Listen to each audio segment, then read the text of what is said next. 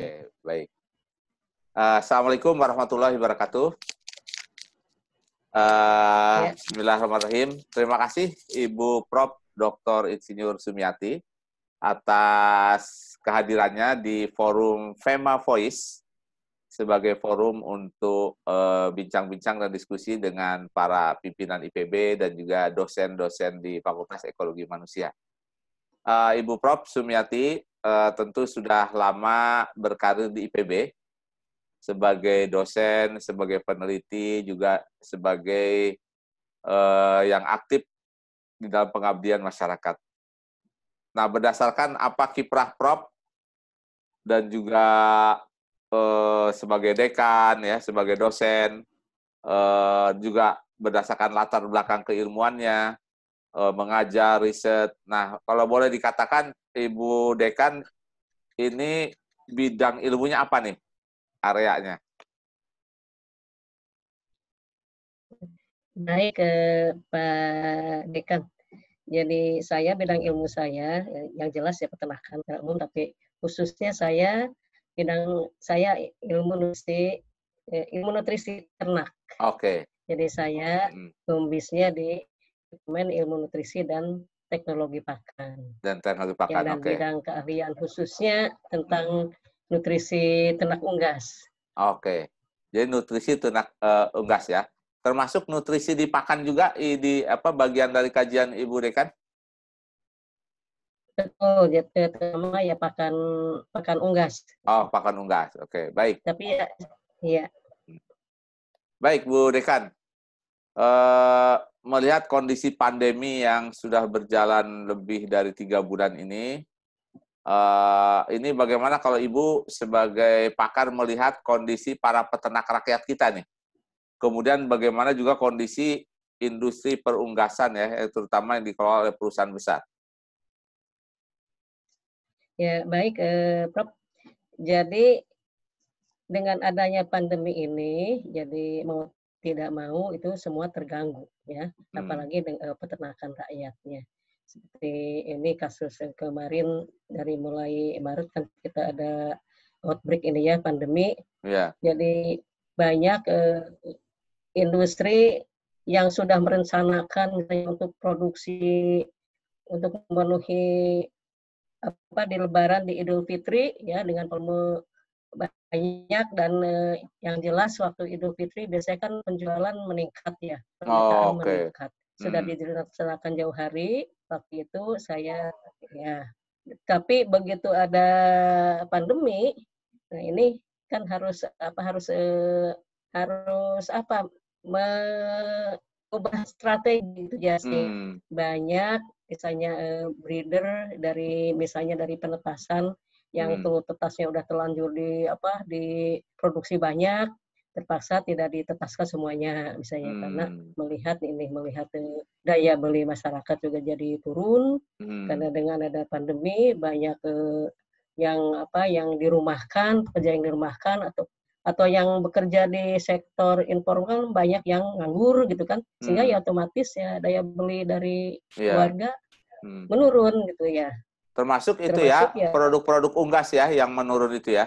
Betul, betul. Sehingga suatu saat di bulan April Mei ya, itu sangat jatuh harga contohnya harga daging ayam broiler, harga telur gitu ya, meluncur jatuh. Tapi sekarang berangsur-angsur pulih kembali gitu ya.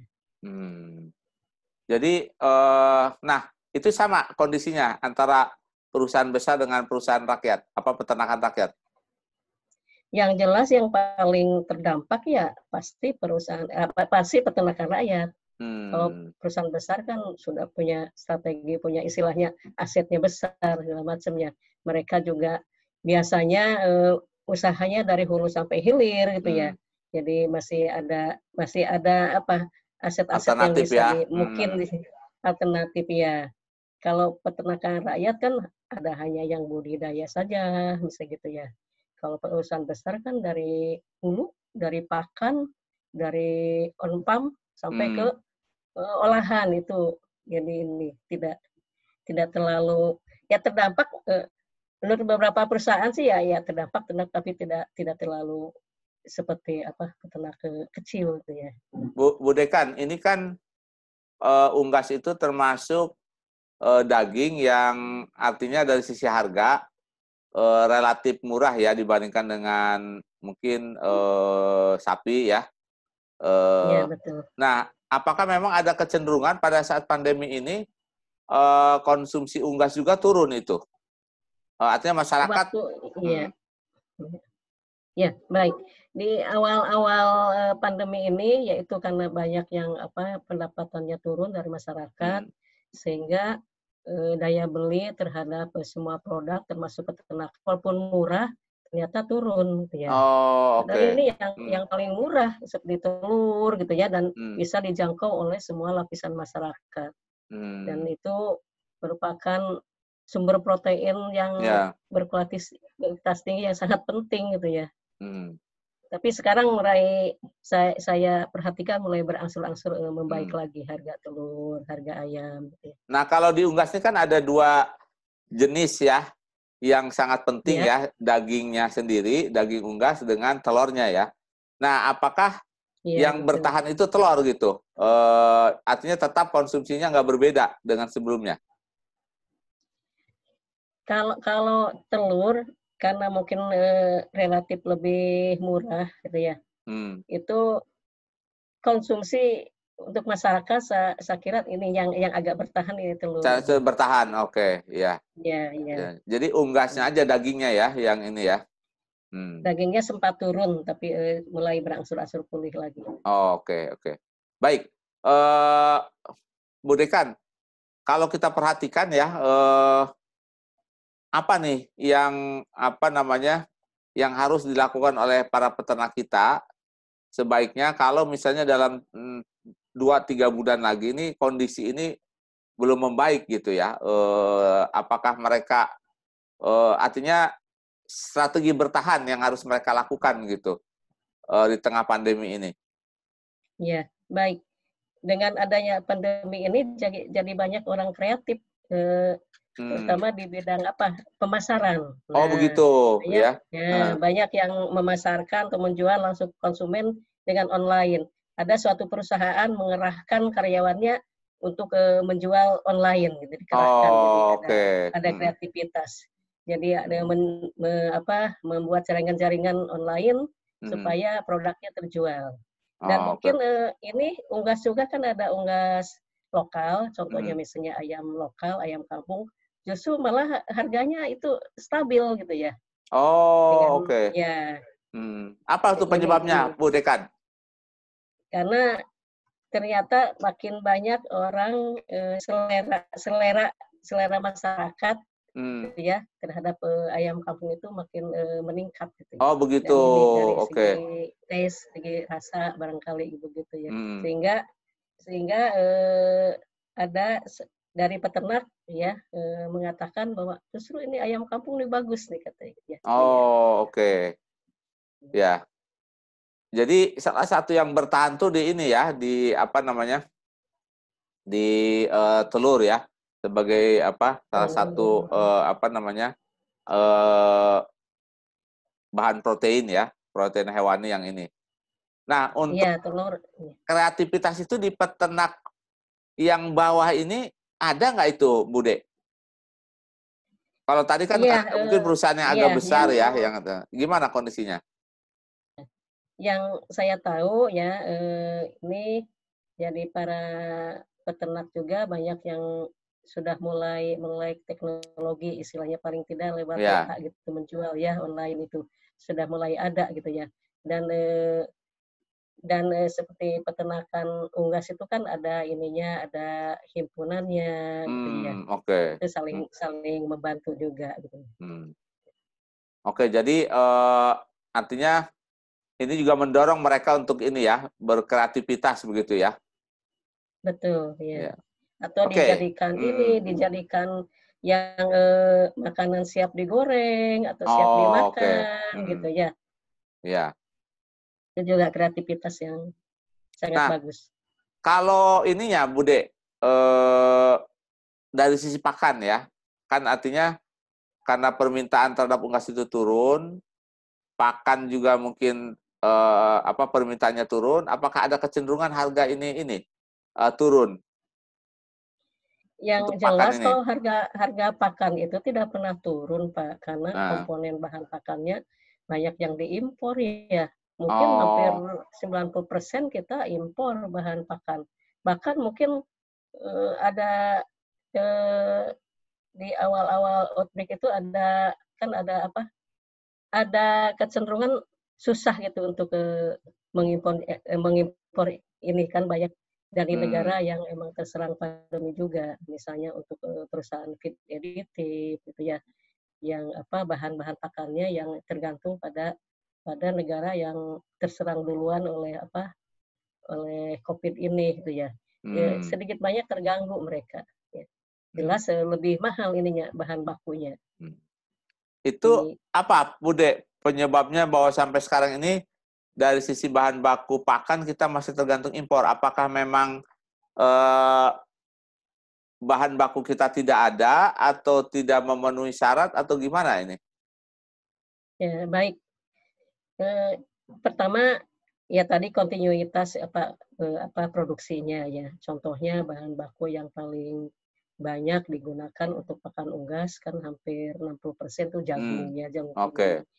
Sebenarnya di Indonesia sudah pemerintah sudah berusaha mengerahkan untuk nanam jagung kan para petani, tapi ya kembali lagi ke mutunya. Menurut salah seorang direktur pabrik pakan begitu, kenapa Pak? Saya pernah tanya kenapa kok jagung lokal tidak terserap banyak. Ya tadi pertama kualitasnya, terutama kualitas yang mereka butuhkan kan kualitas yang memenuhi syarat untuk feed mill atau pabrik pakan gitu ya. Dan memang produksinya tidak sebanyak yang dibutuhkan kan, banyak sekali karena unggas di Indonesia ternyata banyak sekali. Oke. Jadi apakah memang di selain kualitas artinya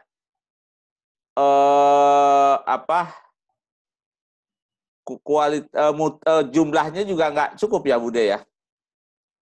Jumlahnya mungkin belum mencukupi apa yang dibutuhkan. Ya, harus ada goodwill dari semua pihak saya kira, baik dari pemerintah maupun swasta untuk mendukung penanaman jagung tersebut.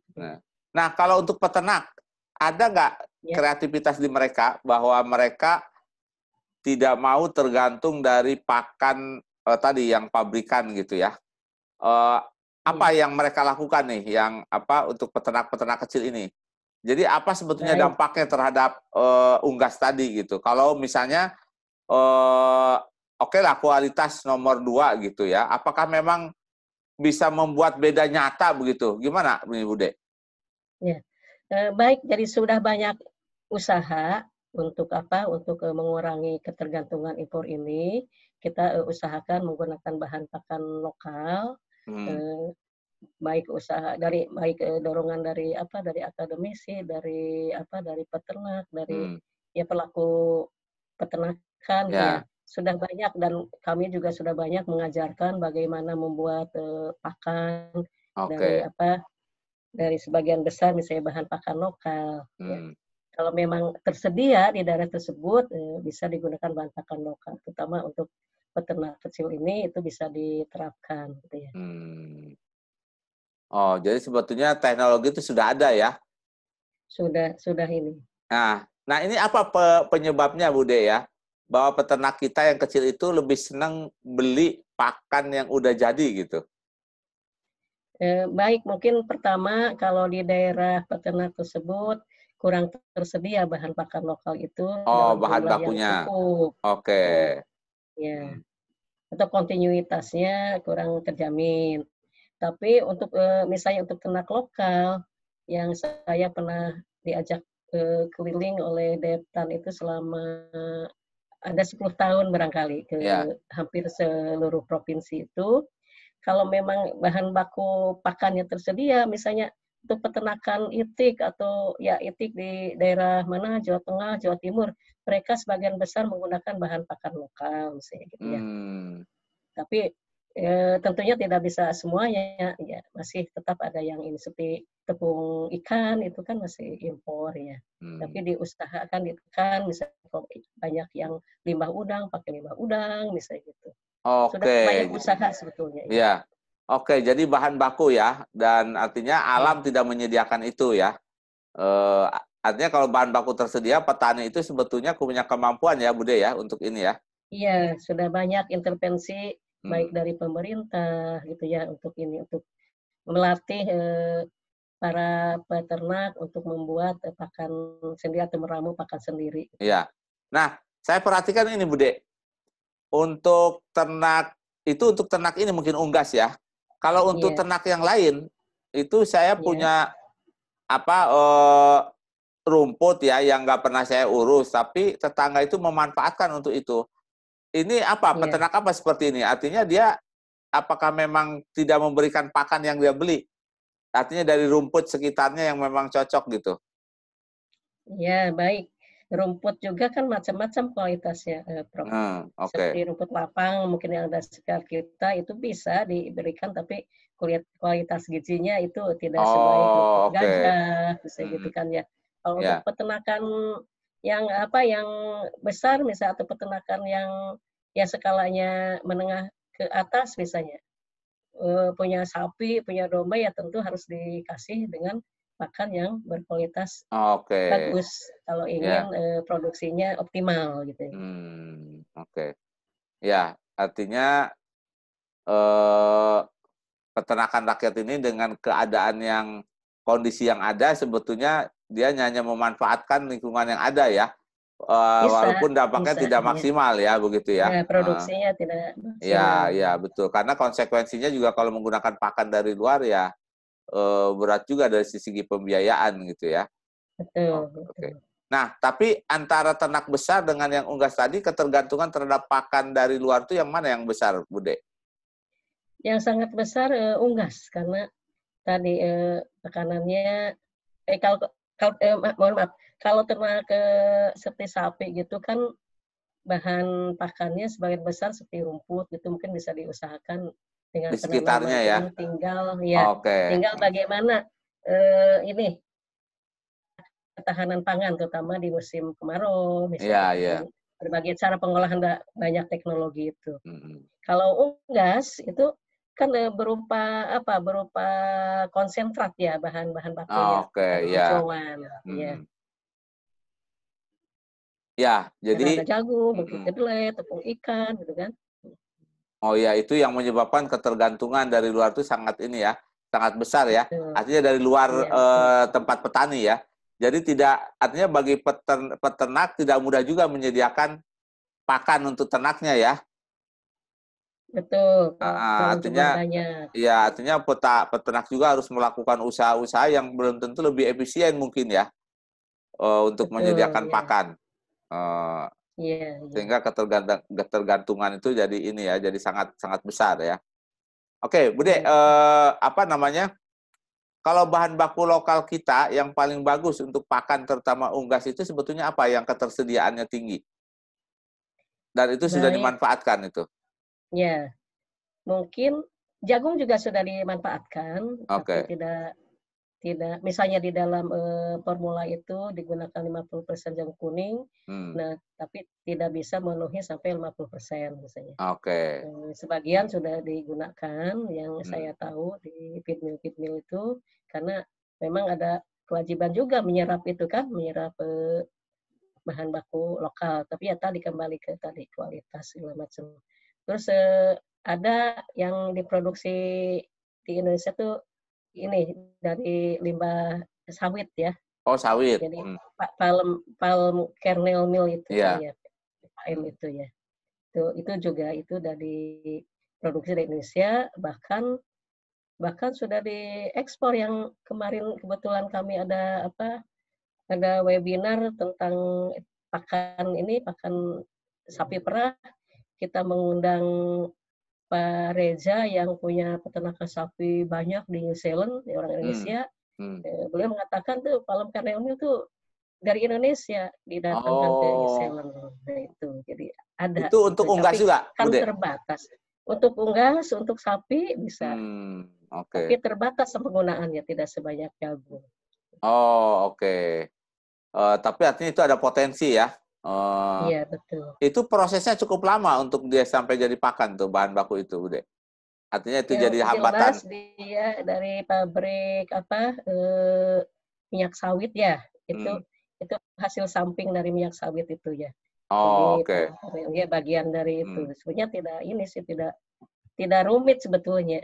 Untuk diolah menjadi pakan ternak. Oke. Baik, Bude. Ini untuk ke depan ya. Tentu kita mengharapkan nih ada apa ya? Mengurangi ketergantungan terhadap impor ya.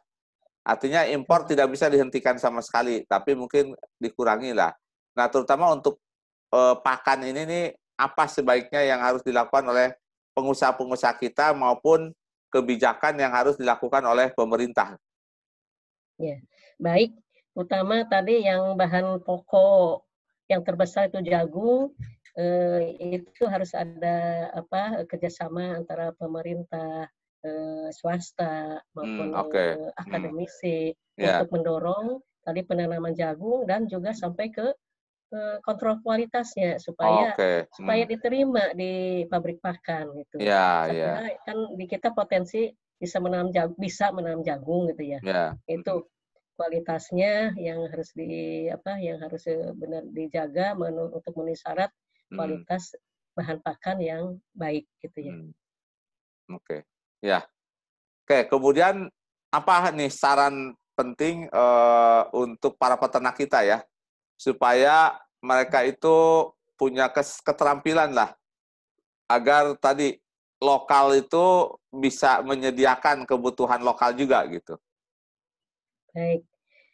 Jadi sebetulnya ini sudah lama ya program pemerintah, sebaiknya para peternak tidak berusaha sendiri-sendiri, tapi berkelompok gitu. Itu mungkin Berkolaborasi ya. akan menjadi kuat. Iya, membentuk koperasi atau ya suatu kelompok ini akan menjadi kuat. Jadi bisa menangani dari mulai on farm sampai marketing itu mungkin yang harus dikuasai gitu ya. Ya. Wah, luar biasa nih. Saya jadi kuliah lagi nih, memahami benar ya. Kita tahu bahwa para peternak ini juga bagian penting dari rantai makanan yang akan meningkatkan ketahanan ya, pangan, kemudian ketahanan keluarga dan ketahanan masyarakat, dan terakhir tentu ketahanan negara ya. Terima kasih sekali nih Bu Profesor Dr. Insinyur Sumiati, Dekan Fakultas Peternakan, yang telah berbincang-bincang dengan kami ya. Insya Allah ini diskusi kita akan menjadi semacam pengayaan untuk masyarakat kita. Bude, terima kasih banyak ya. Assalamualaikum warahmatullahi wabarakatuh. Waalaikumsalam. Alhamdulillah ya. Ini rencananya semua dekan mau saya ini nih diskusi gitu ya. Baik. Ya, makasih Bude ya. Assalamualaikum. Salam buat Ibu. Ya, salam. Enggak.